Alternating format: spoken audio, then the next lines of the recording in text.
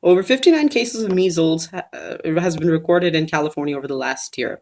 Measles is a disease that was once thought eliminated in the United States back in 2000, is now back because as a result of thousands of people refusing to immunize themselves from measles via the vaccine.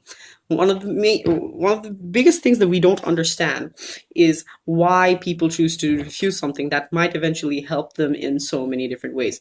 We believe that this stems from certain fears, right? Fears of religious consequences, whereby individuals like Jehovah's Witnesses refuse medical treatment of certain sorts, like they refuse to get injected or have their blood drawn.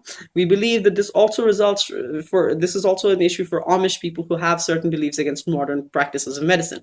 We also believe this happens because certain individuals are afraid that somehow, because of some report managed in 1991, they're afraid that vaccines now cause autism. A report that has been debunked over 1,000 times since then, and the latest one being in 2010. We also believe that this is as a result of certain people who inherently have certain weaknesses to certain types of vaccines, who choose to not get vaccinated at all.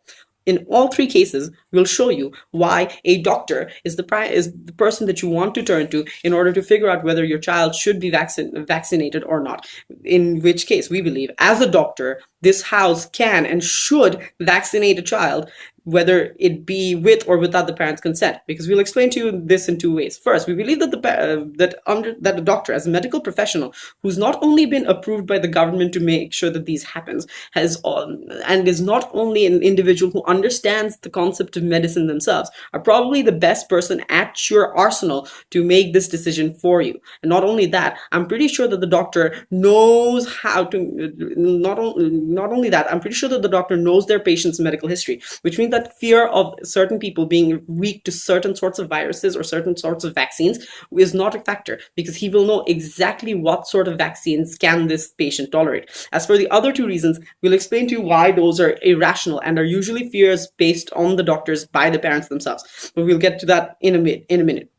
We tell you furthermore that the doctor will be only pushing through FDA approved or CDC approved medicines or vaccines, which means they have no ability to push for their profit motive within this particular motion, right? So they cannot go ahead and give you whatever vaccine that they like just because it's going to fill their coffers. No, it has to be FDA approved. If within those limits they can make extra profit, hallelujah. But no, they have to stay within the rules and regulation, and this shall be strictly monitored over the period of time that the vaccine is on play. Right, but more importantly, back to why we believe the doctors are also best, are also the person that you want to go to in tough times like this. I'm sorry for the stumble. Now, doctors have already gotten some levels of discretion when it comes to medical care. For example, if you take a patient under the knife, the doctor doesn't necessarily come up to the parents to ask them before every step of the operation when it becomes a critical situation. In that moment, the doctor is expected to do whatever he can to make sure that the patient survives, regardless of what the person says, right? So in these situations, we already allow doctors certain levels of discretion over your life and certain medical practices. But not only that, we believe that the fears that prevent people from getting vaccinated tend to be irrational. For example, if a person's belief or religious faith chooses to give them the worst medical care possible, or chooses to deny them a particular form of medical care that might eventually save their lives and probably thousands of dollars on healthcare, we believe that a person needs to be given that shot, not only for themselves, but for the safety of their entire community, which we will explain to you later. But furthermore, we believe that parents' fear of their religion or their understanding is not only something that they have themselves, but they also push onto their kids, which eventually makes those kids a vulnerable group. They're an individual who did not necessarily consent into choosing that religion to begin with, as only being denied of a particular form of healthcare because they were born into a certain norm, which in my terms is completely unfair. So if a doctor comes across a patient who, in this case, does not understand what a vaccine is, or their parents refuse to get them vaccinated, we believe the doctor should go ahead and vaccinate themselves anyways, because the doctor knows what's best for the patient and will always try to do what's best for the patient, right?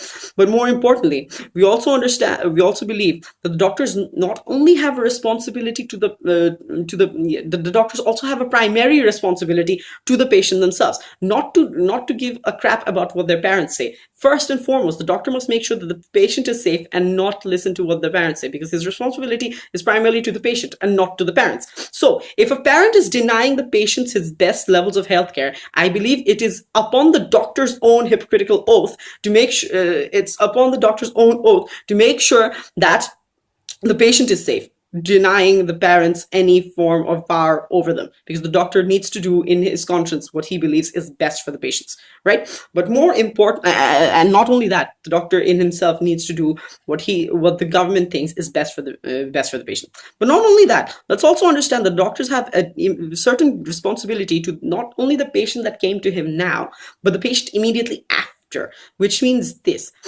a doctor has a responsibility to a community of the patients that he looks after, not just one patient, but all of them, right? Which means this understand what herd immunity is, right?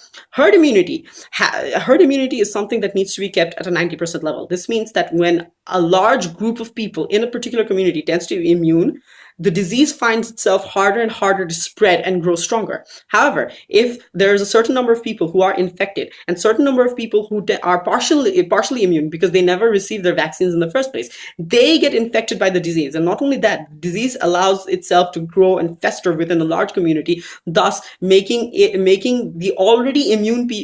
difficult for the already immune people to fight the disease. It is more likely that a community that has a herd immunity rate below 90% gets infected by diseases more often and worse than any other community. We believe that because we understand that when one person gets sick because of measles, it's only a few steps away before the next unvaccinated person gets infected, and that infection to spread overall as a domino effect. It's unfair for the doctors to keep even one person unvaccinated. It's like passive smoking, right? You don't blow smoke into the person sitting next to you just because you're a smoker yourself. If you choose to be unhealthy, that doesn't give you the right to endanger the lives of thousands of other people on the street, which is why we have you smoke in a private corner. In this case, and if in the case that you cannot smoke in a private corner, we'll have you not smoke at all. This is exactly the situation with vaccines. If you choose to refuse medical treatment simply because of your particular beliefs that may not necessarily matter to the other person, and because of your particular belief you happen to infect a community with a certain disease, we believe it's absolutely unfair, and we believe that it is on the doctor to make sure that this does not happen, because he is the caregiver designated to that particular region, much like designated civil doctors within Bangladesh themselves. You're handing out vaccines to every child, which is why the government here also promotes the concept of getting vaccinated to begin with. We tell you ultimately because the doctor is responsible for such a large number of people, and because the domino effect within the herd immunity system does exist, it is important for the doctor to make sure everyone stays vaccinated so that nobody is ultimately affected, or at least the chances of the disease spreading and growing stronger is minimized. And because the doctor is primarily responsible to the patient themselves, he should do what he believes is best for the patient's life and is best for the patient to make sure that he has a great and happy life. With that, we believe this house should go ahead and vaccinate with or without the parents' consent. Thank you.